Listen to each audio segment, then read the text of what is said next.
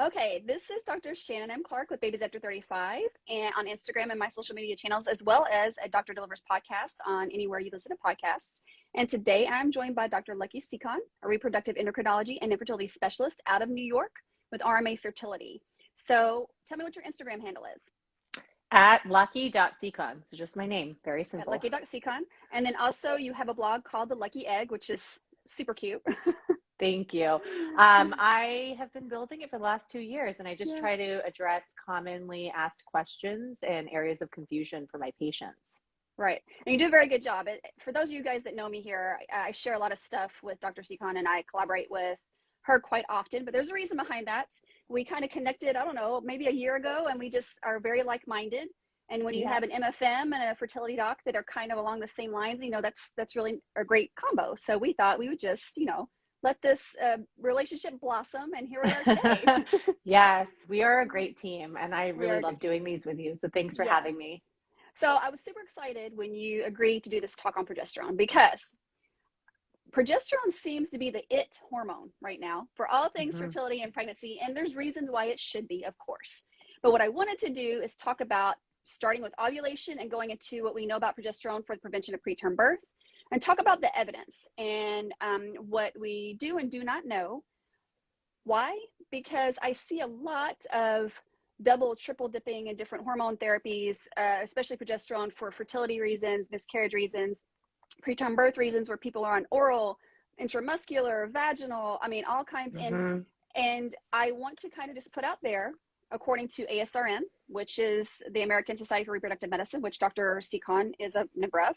And then for myself, like ACOG, we're both members of that. And then SMFM for me, what they recommend based on the totality of the evidence. Are you down for that? I am down. I think this is such a great topic. Yeah, I think it is too. So let's start with you. Tell me about the role of progesterone with ovulations. Let's start there.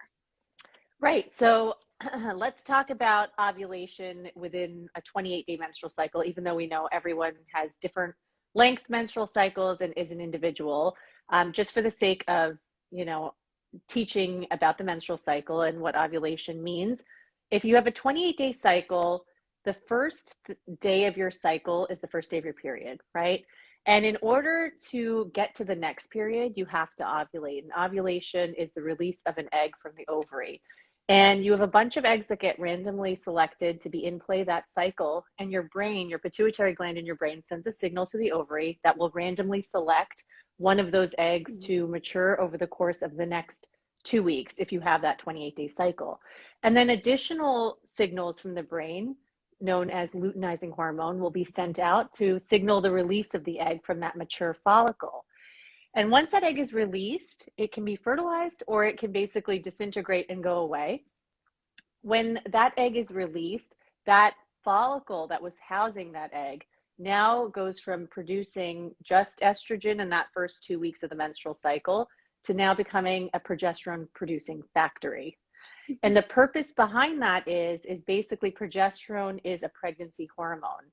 It is necessary to convert the lining of your uterus to become receptive to receiving that embryo so that it can implant, and it can sustain implantation. It causes a relaxation effect on the uterine muscles, and it can help a pregnancy to continue and flourish. And it will support that process until the placenta takes over at around 7 to 10 weeks.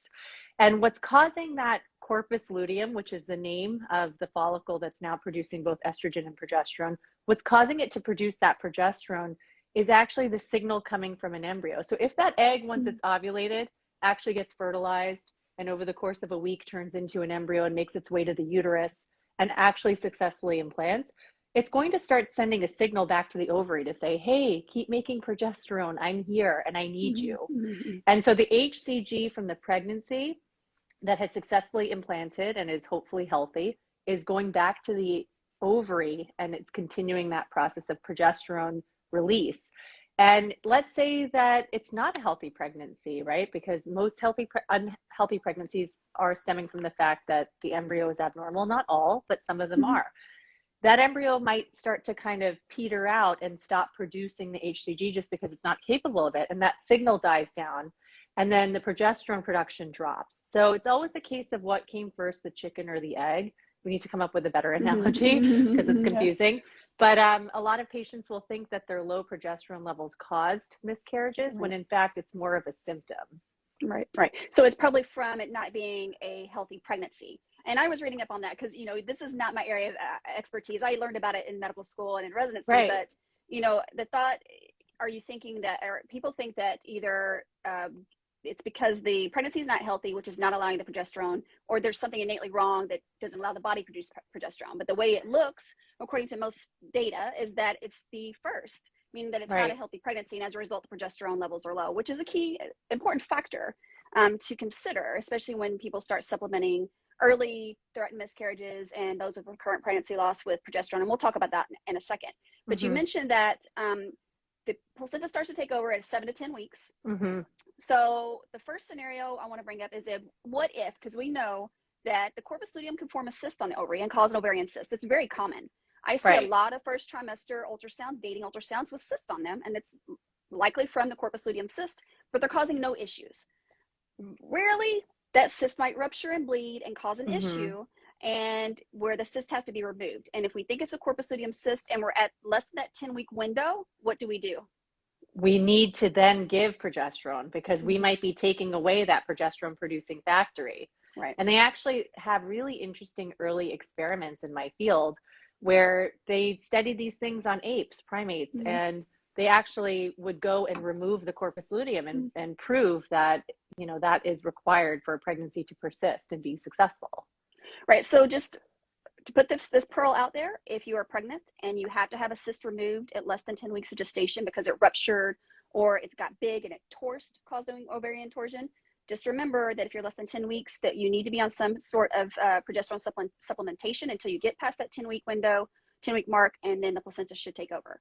Now, and a lot of times it's not explained to patients. It's normal to have a cyst. The word cyst scares people, but all it means is it's a fluid-filled space inside the ovary, right? And in this case, it's a normal part of your biology. And an overwhelmingly majority of time, even I see these cysts all the time on first trimester ultrasounds. I'm sure you do too. They're not causing any issue, and we just leave them alone. We don't do anything about them, okay? Now, let's go into the IVF arena, where we're doing fertility treatments. What role does progesterone play with that? So in IVF, all those eggs that got recruited to the surface of the ovary that are in play, you're trying to utilize each and every one of them. That's the goal. That's what makes IVF more efficient than just relying on the one egg that matures each month. You're trying to get a bunch of eggs to mature and then trying to fertilize as many as you can and grow as many as you can into embryos. And then that gives you a lot of options, right? So when you're utilizing hormones to try to grow as many of those eggs as possible, it's not the normal situation. It's not your normal biology. And it's especially not your normal biology when we go in to extract each of those eggs using a needle through the vaginal wall into the adjacent ovary and draining the fluid from each of those follicles to pick the mature eggs up. That's not the natural process of ovulation.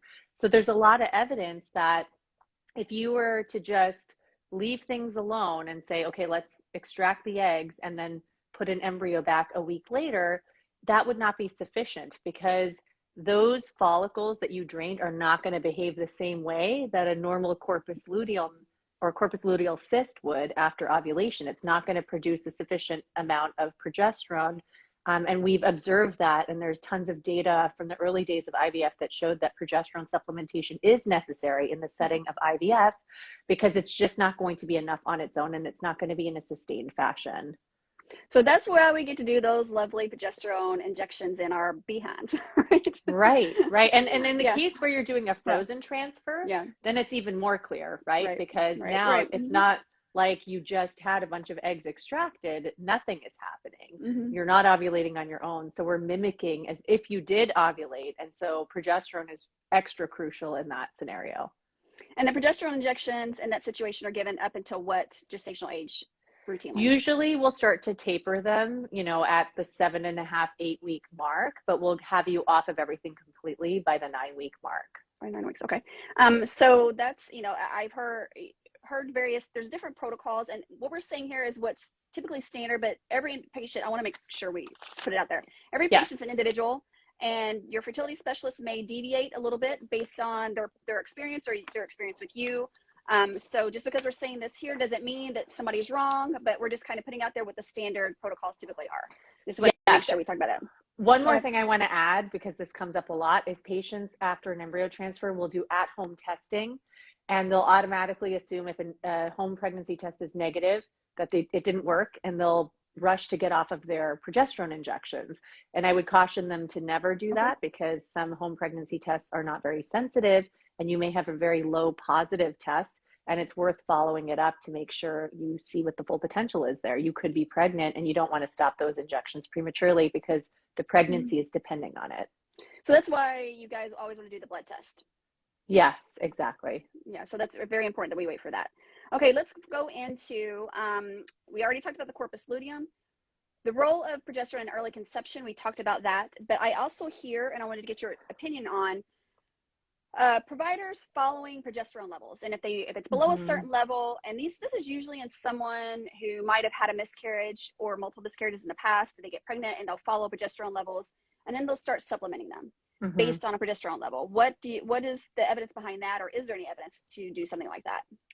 So the reason why anyone would think to supplement in the setting of a pregnancy conceived on your own outside of IVF is this idea that there might be something inherently wrong with your body's ability to produce progesterone, aka a luteal phase defect, right? And this used to be like a common diagnosis in my field that people would throw out all the time and say, oh, you must have a luteal phase defect. That's why you're having infertility. That's why you're having miscarriages.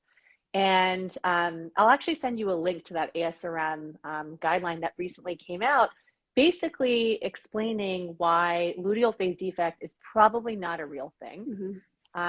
Yes, you're supposed to have, like a 12 to 14 day luteal phase. Luteal phase means the part of your menstrual cycle that is marked by between ovulation and your next period. But we know that everyone's an individual, and this could really range from 11 days to up to 17 days, right? And there are sometimes underlying medical issues that, for a variety of reasons, will lead you to have a really short luteal phase, right?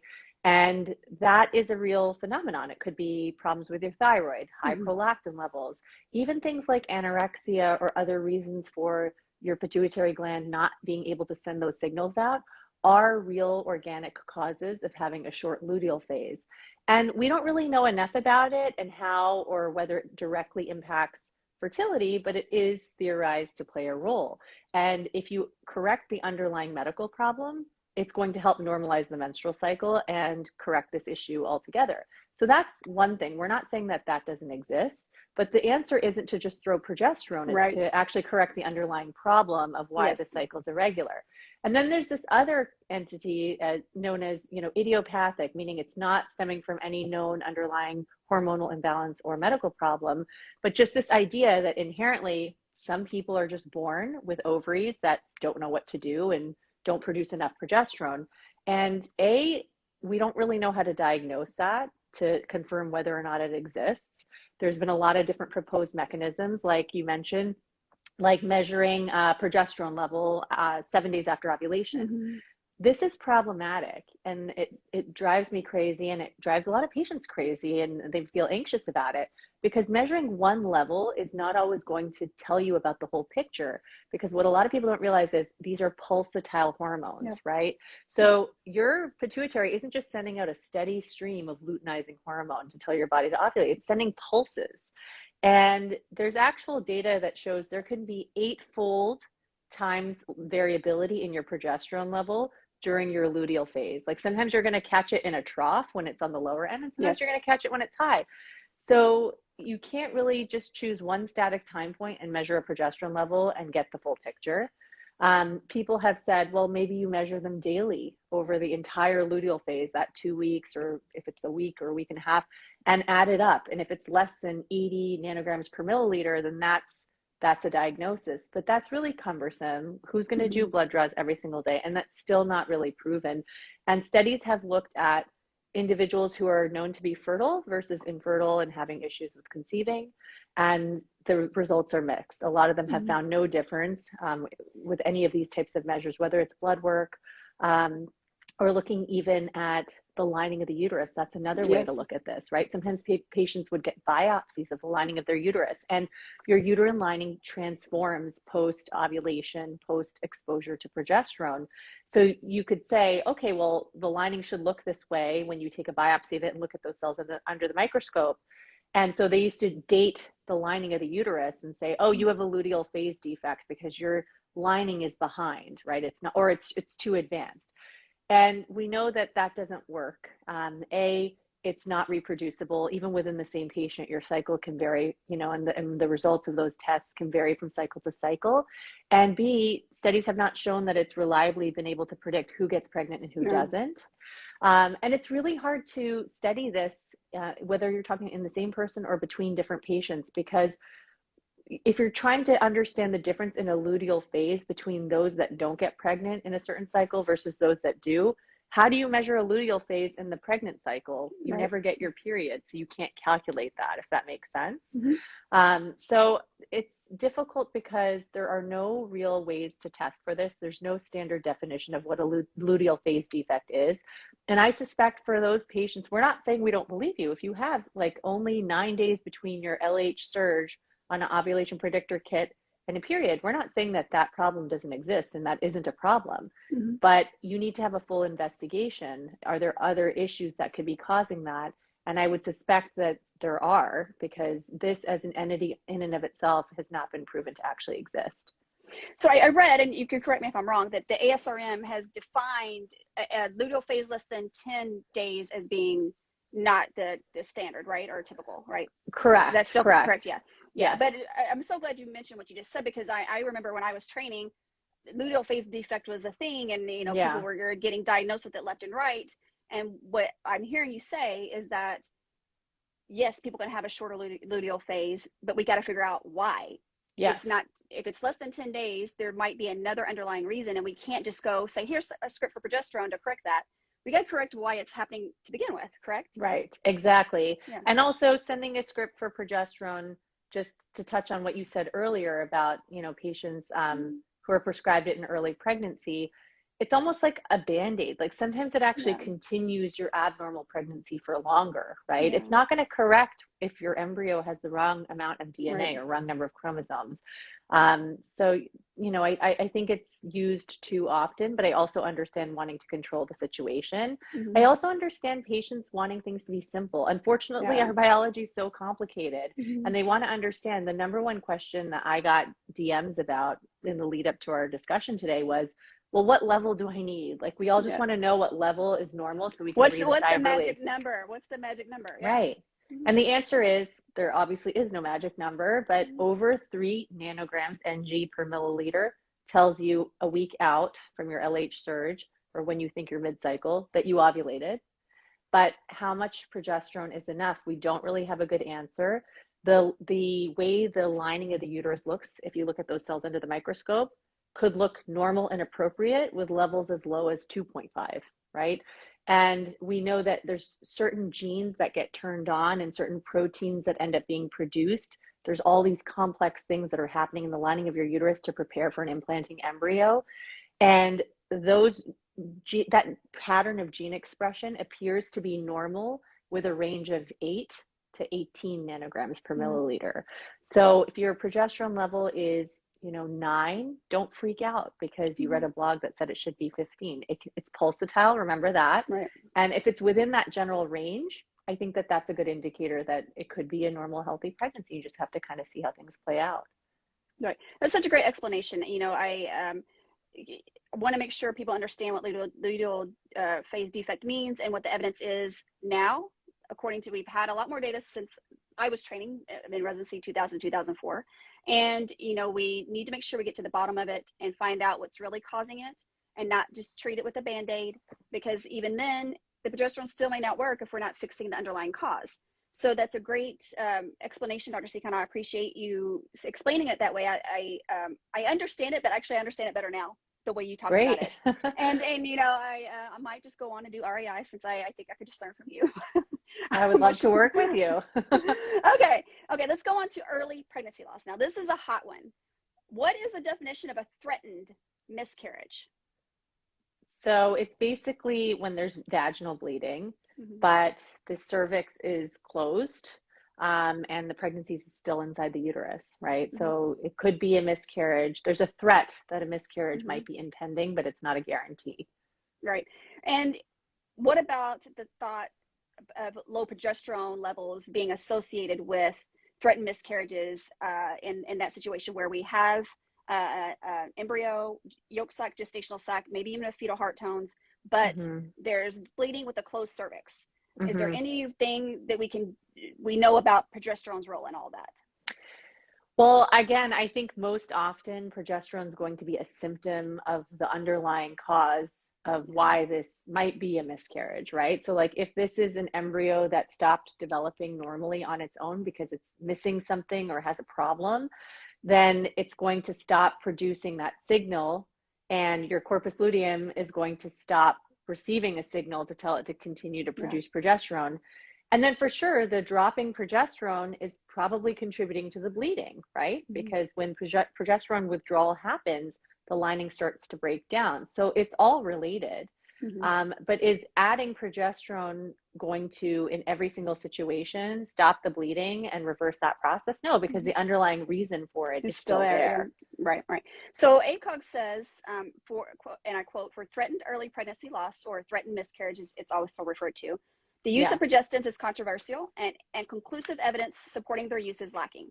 Then the United Kingdom's NICE, it's the National Institute for Health and Care Excellence, their guidelines affirm that the evidence is inconclusive, but, Mm-hmm. quote, data from meta-analysis of several small studies suggest that progestins might be better than placebo. So, but Right. those are small studies, and there's nothing, no large studies have been done that have proven it. And yes, there's limitations to these studies. And are Mm-hmm. people with threatened miscarriages getting given progesterone? Probably. And Mm-hmm. I think it's probably because the patient wants something done and the provider wants to do something, but Yeah. the data is not there to Right. support this.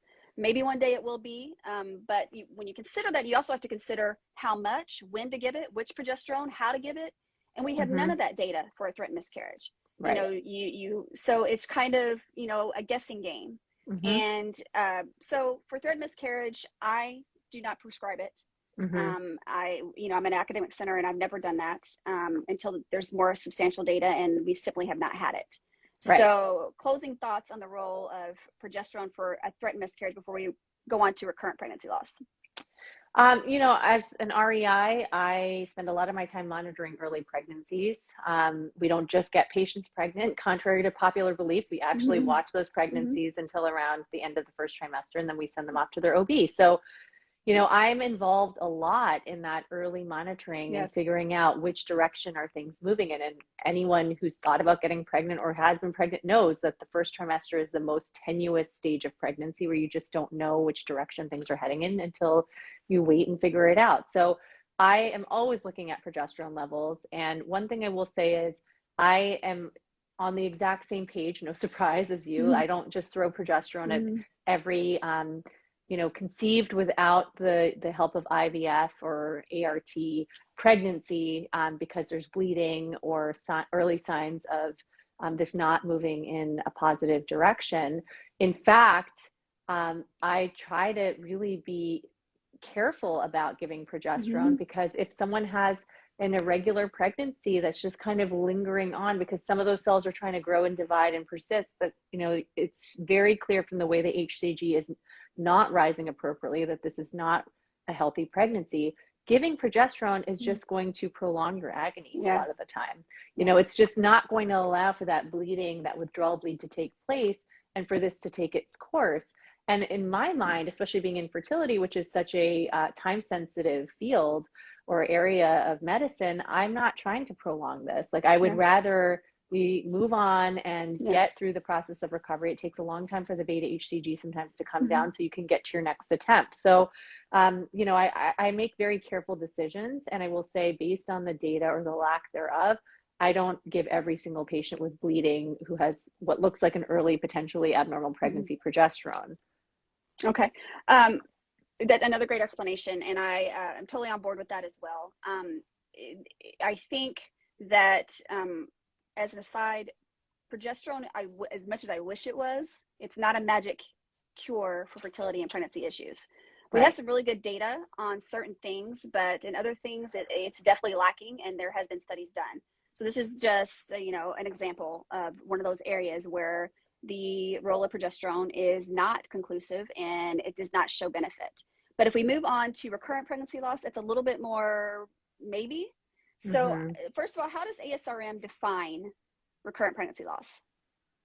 Well, the definition used to be that you had to have 3 consecutive miscarriages or pregnancy loss for it to be recurrent. And then they actually made it less stringent more recently, and now it's 2. And that could even be biochemical pregnancies. It's not that they have to be confirmed to be inside the uterus on ultrasound. So it's more inclusive. And I'm doing a lot more workups for recurrent pregnancy loss than what we would be doing with the prior definition. So yeah, I think and I think a lot of us so as patients, and it's a very difficult place to be, and probably the threshold is a lot lower to say, okay, let's just start progesterone in those scenarios. And some of the data actually I think is in support of it. Yeah. So ACOG defines it as 2 or more consecutive failed clinical pregnancies as documented by ultrasound or histopathologic examination, which means if you had a pregnancy loss and a DNC was done, or you passed products of conception and that was sent to be examined, and it was confirmed that it was definitely a pregnancy that was there, or any products of conception. That's what histopathologic means. So the variation varies a little bit, but basically it's 2 or more. When you're considering IVF, they do include the biochemical pregnancies, so that's something that's a little bit different.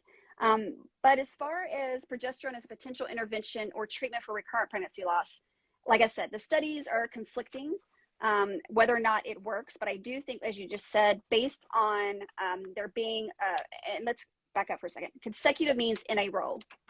So they need to be in a row, 2 or more in a row. And when you have a live pregnancy, then a loss, then a live pregnancy, then a loss, that's not consecutive. They have to be back to back. So I just want to make sure we clarify that. So we're not talking about people who have had a miscarriage interspersed between live deliveries. So that's not consecutive. Okay, so when you talk about what the ASRM says for recurrent pregnancy loss, they said, and this is from 2012, and you can tell me if something's been updated. Guidelines on in patients with 3 or more consecutive miscarriages immediately preceding their current pregnancy, empiric progesterone administration may be of some benefit, whereas ACOG says women who experienced, or individuals who have experienced at least 3 prior pregnancy losses may benefit from progesterone therapy in the first trimester. So most of the data is on 3 or more, right? But there might be an exception made to give it after 2. Is that what you're seeing? Yes, but I wouldn't say that that's a strong guideline. I think that's a little bit antiquated. I think it's more like provider preference, and we're always measuring progesterone levels. So in my personal practice, treating patients, if they have they conceived on their own without treatment and their progesterone level is less than 10 nanograms per milliliter, I'll have a low threshold to say, okay, let's give some supplementation, usually just in the form of vaginal progesterone. And specifically in this type of a setting. And it's mainly just based on some large meta-analyses that were done that showed in patients who've had 1 or more prior miscarriages in the setting of vaginal bleeding, threatened miscarriage, there might be a slight increased odds of live birth if you give vaginal progesterone. And again, most of the studies are done on vaginal progesterone. As far as giving progesterone intramuscularly or orally, we don't have that kind of data. So any of the data we have on potentially giving progesterone supplementation for those with recurrent pregnancy loss, again, overall would be 2 or more losses in a row, would be with vaginal progesterone, right? Okay. Exactly. Did you see this Cochrane Database Network meta-analysis from 2021? Did you happen to see that one? Progestogens for preventing miscarriages, a network meta-analysis. So basically they found, you saw that. So basically the conclusion was this: the overall available evidence suggests that progestogens, which is just another name for progesterones or progestins, probably make little or no difference to the live birth rate for those with threatened or recurrent miscarriage. However, vaginal micronized progesterone may increase the live birth rate for those individuals with a history of 1 or more previous miscarriages, as you just said, and early pregnancy bleeding, with likely no difference in adverse events. But there's still uncertainty over the effectiveness and safety of alternative progestin treatments for threatened and recurrent miscarriage. So again, this is promising because, you know, the Cochrane database is known for doing these big meta-analyses, but it's still not a recommendation, right? So we're not saying this is what it's saying. Maybe it could be reasonable. Hurt. Yeah, it could be reasonable. It's likely not going to hurt, but we really don't know. It's kind of how I read that, right? Right. Yes, exactly. Yeah. So, and then they also go on to say, again, according to the apparent safety profile, it's not surprising that many experts still recommend and administer such treatment, meaning the vaginal progesterone, but we still don't know or don't have recommendations. And that's because we don't have these recommendations on the indication, preferred dose, the duration, the route of administration, meaning how to get the progesterone, and anything else, because the studies are still not clear cut, right?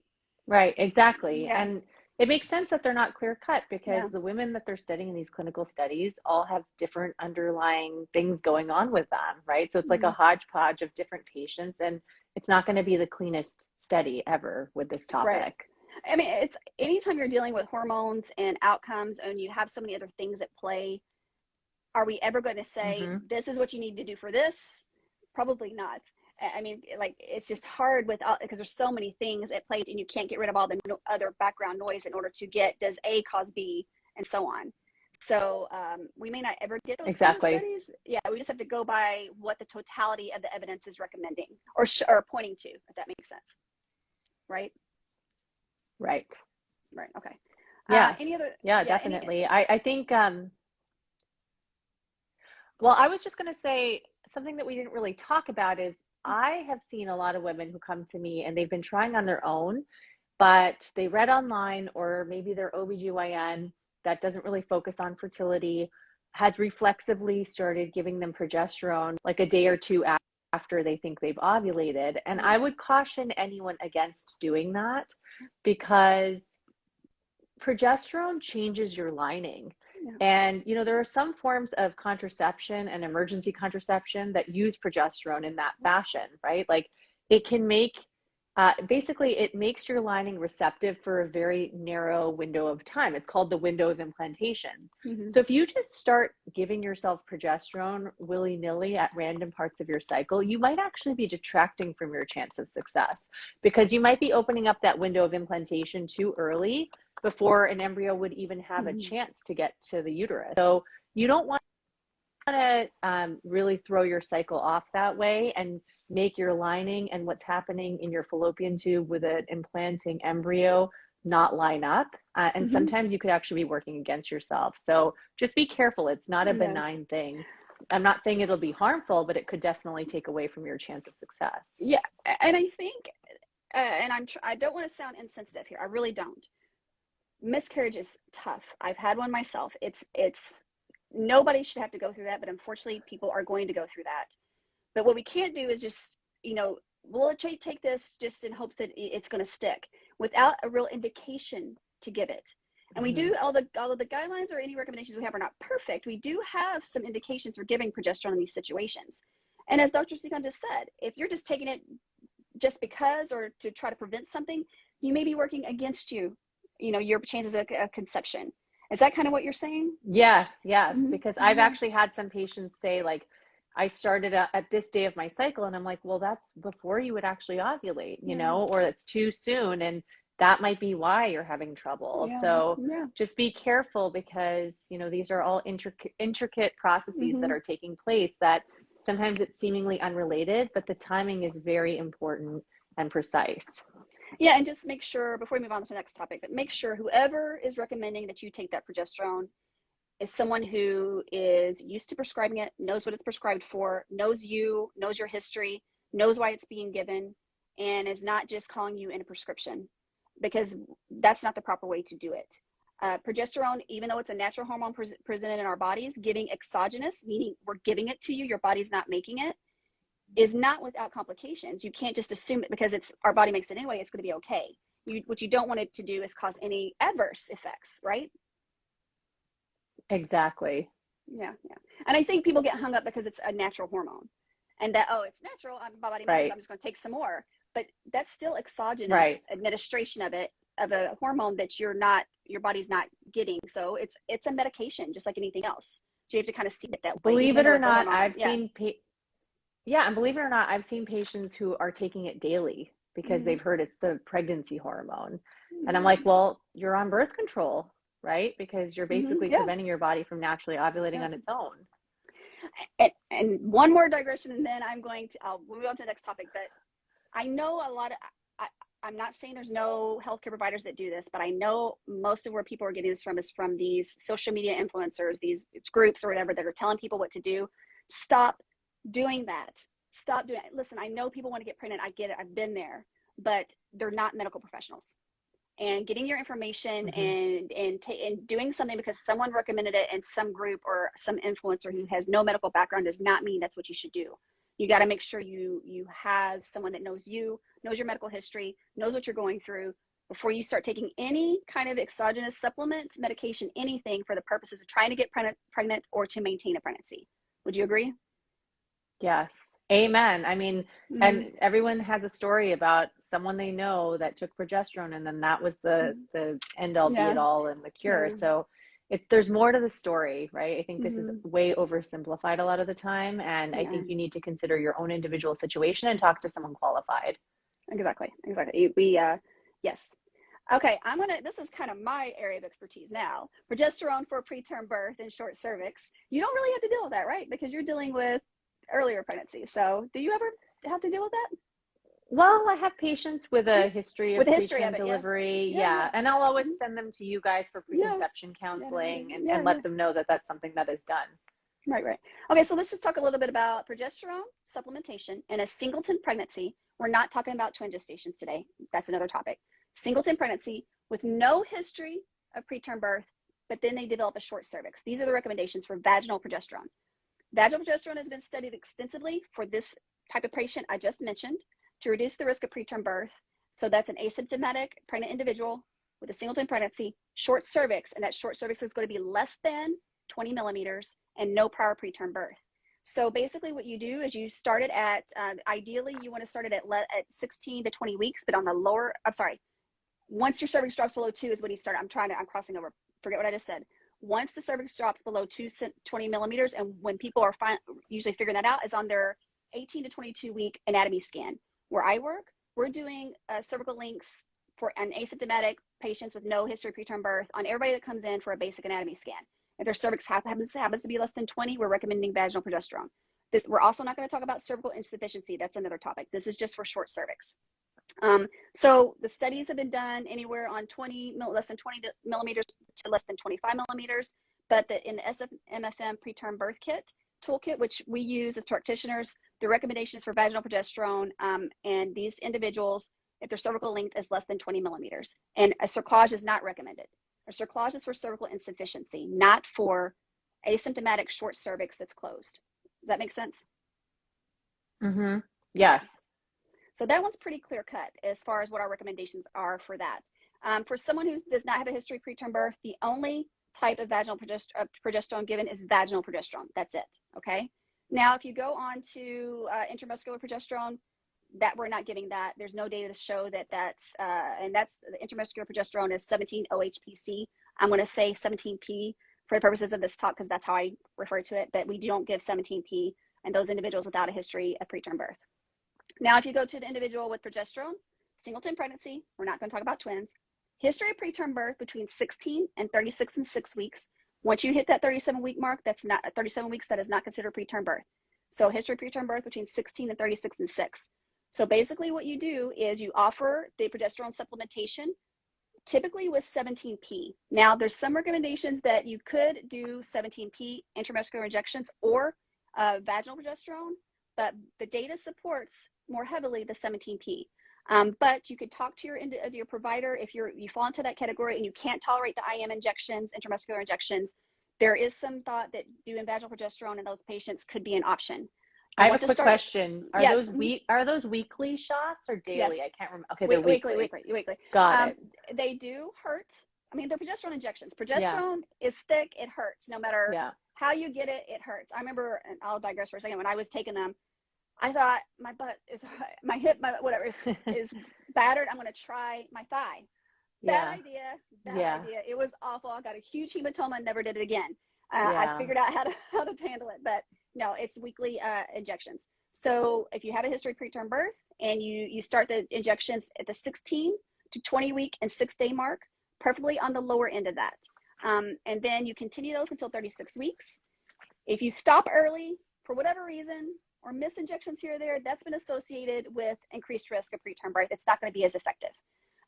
So basically, this started all before 2011. 17P was produced in local. Oh, this is a good point. Before 2011, the 17P was produced in local and regional compounding pharmacies because there was no 17P product approved by the FDA. But then in 2011, we approved McKenna. So then that was available.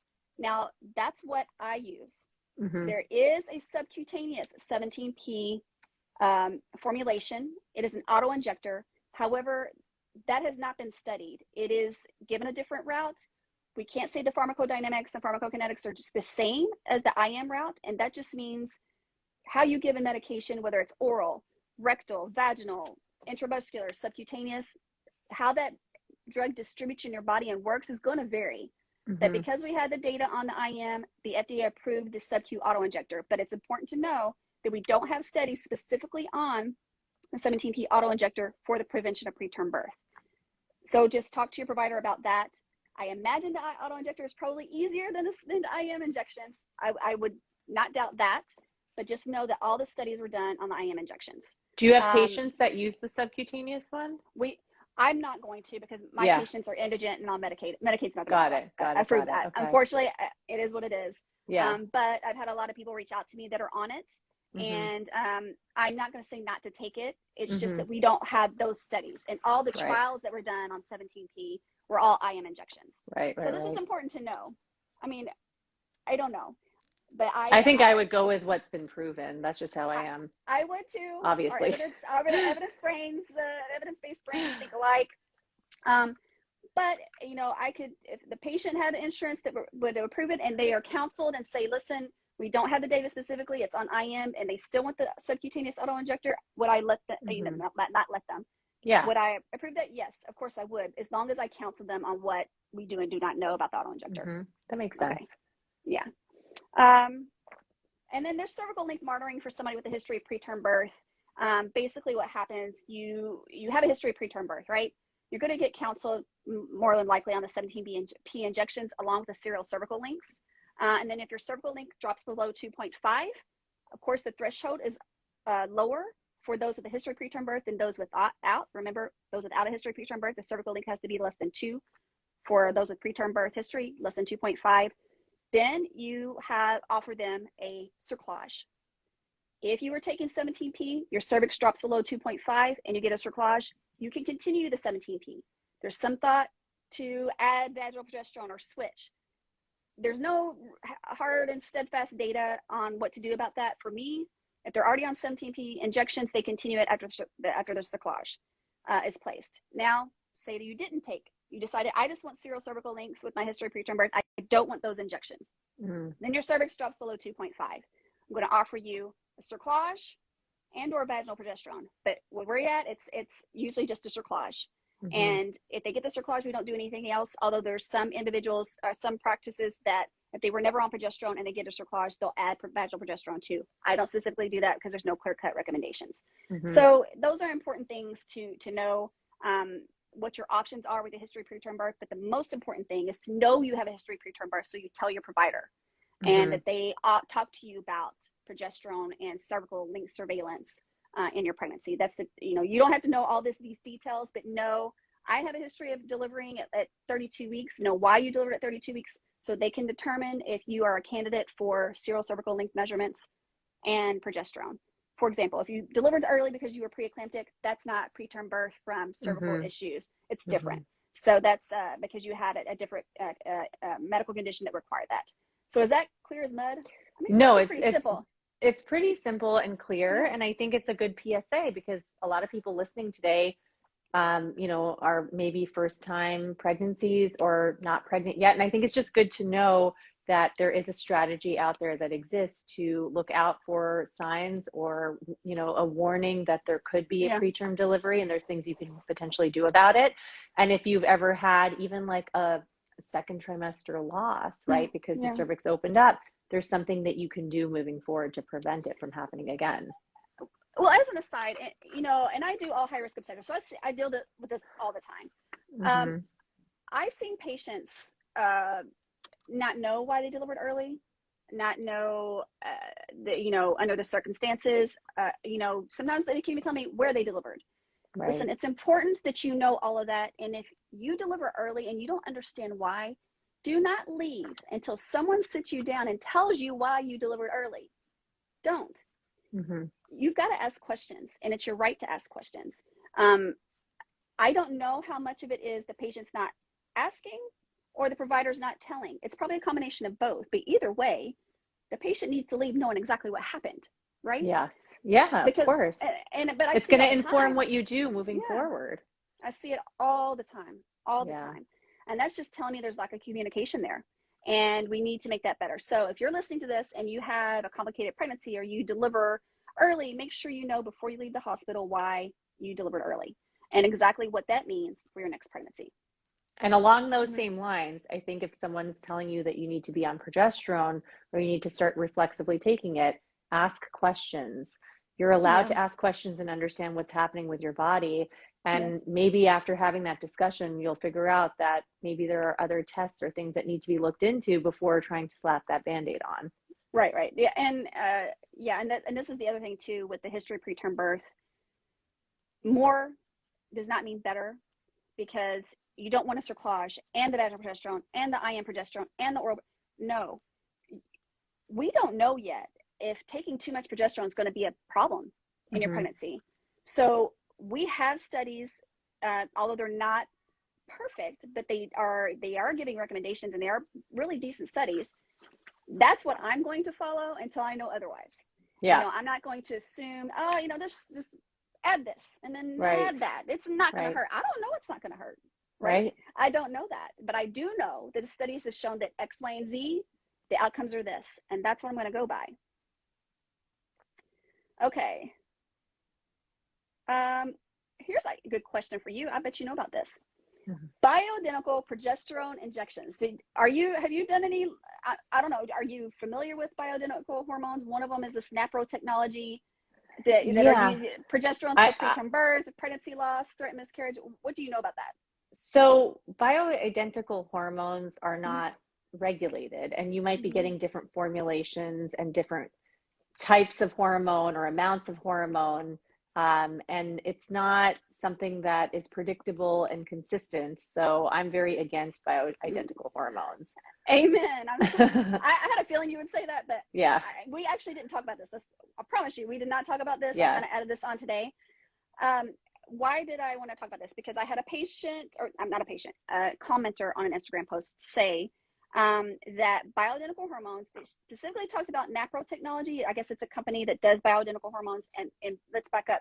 Bioidentical hormones were most commonly used for menopausal individuals. Okay. But then they kind of branched out into all these other things, and they scooped up the preterm birth because progesterone, and the miscarriage because of progesterone, and the threat miscarriage because of progesterone.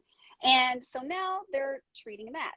So I looked into it, and because this individual said it's better than McKenna, the 17P injections, superior to, and there is absolutely zero evidence that is true. It's just the marketing statements. Dude, I was like, what do you mean? I'm an MFM, and I didn't know that. I'm like, you're not up to date. I'm not. Shoot, how does she know? No, I looked and nothing, nada. Wow, that's crazy. This individual was told this. There's no evidence that the bioidentical progesterone for miscarriage, preterm birth, any of that works.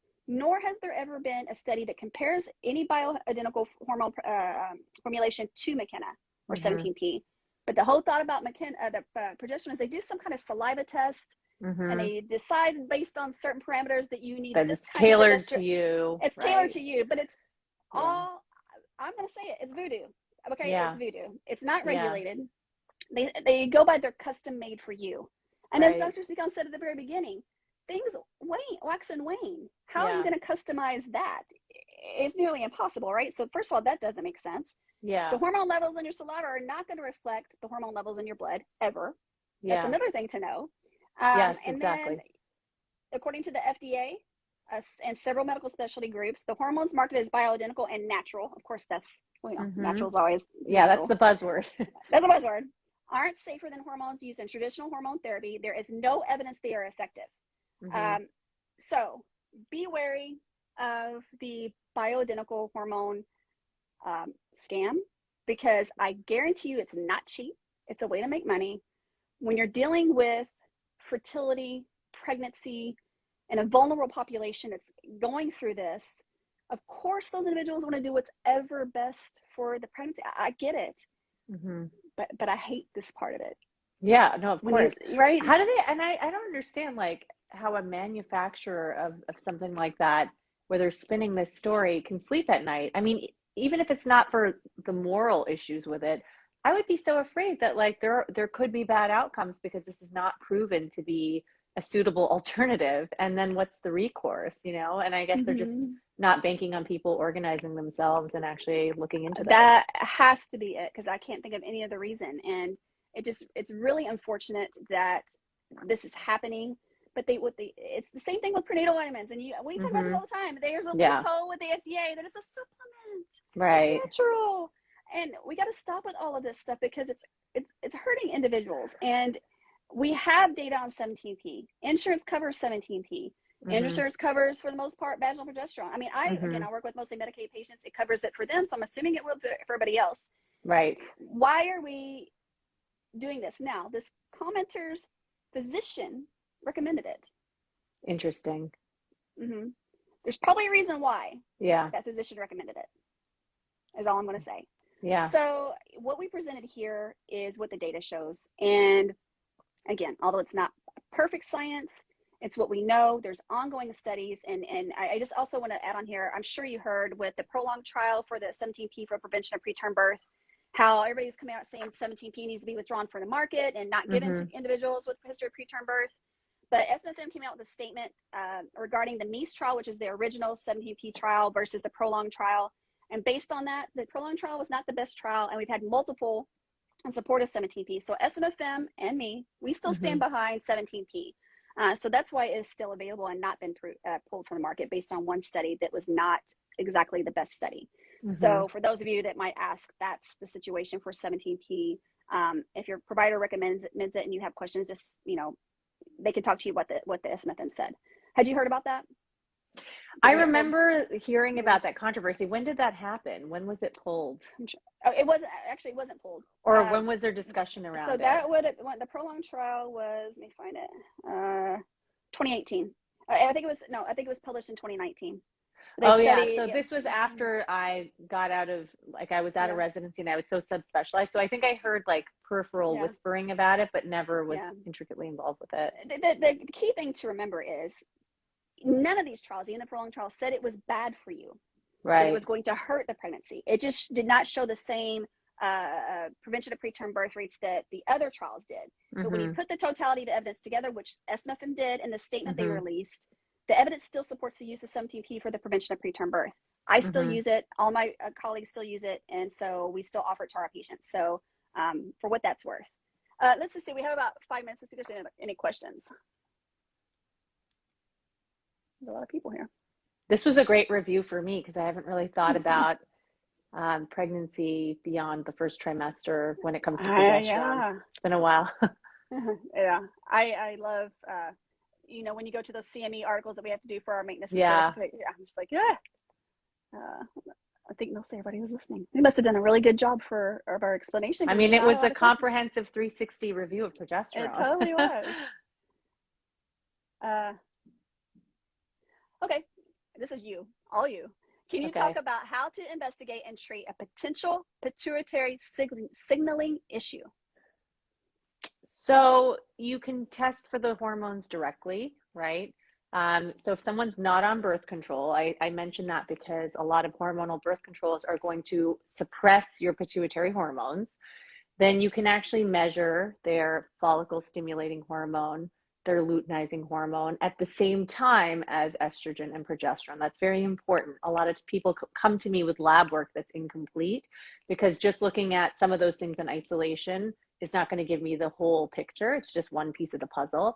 So being able to understand what's happening at the level of the ovary, what's happening at the level of your pituitary gland in your brain is going to give me the best clue about whether there's suppression of those hormones. If your pituitary cannot produce or release those hormones, that could be an underlying cause of having a short luteal phase, because there's messaging from your brain to your ovary, right? Mm-hmm. And if that messaging is not happening, then what's going to tell your ovary to completely ovulate and, you know, for the corpus luteum to do what it's supposed to do downstream of that. So the first step is blood work. And then if you identify that the levels are low, you also have to look into why. And there are many different reasons why that could be.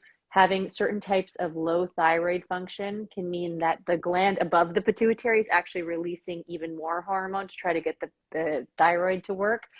And that can cause suppression of the pituitary, which is kind of confusing. You can also have benign growths inside your pituitary gland, which are actually, I wouldn't say common, but they're not rare.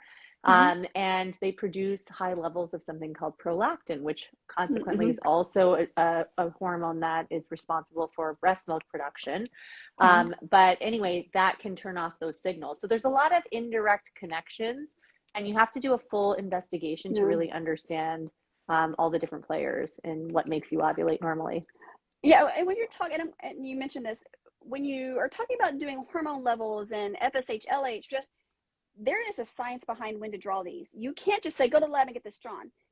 It depends on what you're trying to assess. Yes. Is when you need to draw things. And so if the provider doesn't understand that, all these labs are not going to mean anything.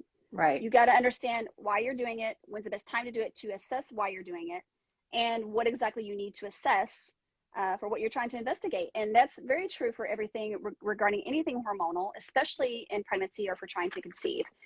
So making sure they understand, I mean, I've had patients come to me with a slew of labs that meant absolutely nothing. Absolutely nothing, because they were drawn at the wrong time or they weren't the right labs, and there's nothing I can do with them. So having a provider that knows what they're drawing, when to draw it, what to actually get to assess what they're trying to assess is key. Would you agree? Yes, exactly.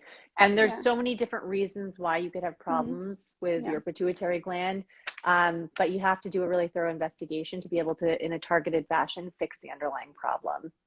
Yeah, I think that's really key. So I was never good at anything endocrinology, especially not, I remember, what was the main book for endocrinology in Spira?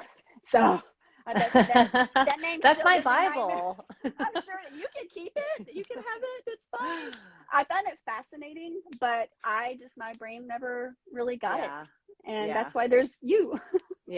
No, but we're on both ends of the same spectrum. So it works great. Where you leave off, I'll continue with the pregnancy stuff. So thank you, Dr. Sekhon.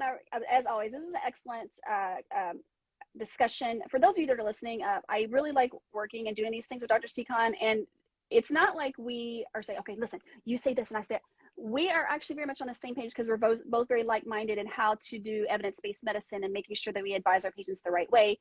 And now, are we black and white when it comes to that? No. I mean, you still have to do things individually for your patients, but for teaching purposes and educational purposes, you need to know how to look at the evidence and also teach it, if you will. And that's kind of what we're doing here. Yes. But the other thing along the same lines with evidence-based medicine, that means we're going by what the literature says, the data says. We look at how the studies are done, the patient population. There's so much looking into whether or not a research article is even a good one. But what you don't want to do is, and I'm sure you have, they will disagree with what I say, and they'll send me this one article that says the opposite of what I said. How convenient. Okay. That is, you're right. That article does say that. However, when you look at the totality of the evidence and what everything else says, and when you put it all together, this is what the recommendation is. And that's why we have ASRM, ACOG, SMFM, because that's all they do. They look at the totality and put forth recommendations. So there's something to be said when there's a medical organization like ASRM, SMFM, ACOG that are putting forth recommendations, because that's and not trying to sell you something. And not trying to sell you something, and not trying to say you need to go to that bioidentical hormone place and place out of the pot. No, They have what the patient's best interests are. So that's what following evidence-based medicine means. It doesn't mean this one article says this, so I'm going to change everything. If that were the case, Dr. Sekhon and I would be changing what we do every single day, probably 10 times a day, according to some article, right?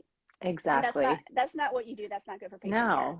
No. So and we're here to bust myths and, misconceptions, which there's too many of them, especially on social media.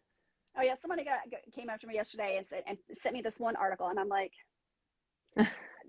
I mean, I can't argue that, yes, that's what the article says, but it's not going to change anything. It's one article with a small patient population that is not the best designed study. But that's why we're here. That's why these medical organizations are here, to help put forth recommendations for those that weren't trained to assess studies and weren't trained to look at study design. That's why they're here. And that's why we're doing what we do, right? Exactly. And thank you for everything that you do and for having me on to discuss this. This is such an important topic. Yes, and you too. I really appreciate you backing me up, and I'll always back you up because, again, we're very like-minded, which is nice to have in someone whose specialties are so closely related, because we are very closely related in what we do. So have a good rest of your day. Thank you. You too. For something else, I'm sure. But thank you for taking time out of your day to talk to myself and all these people listening. Good luck on your 24-hour call. Thank you. All right. Bye. Bye.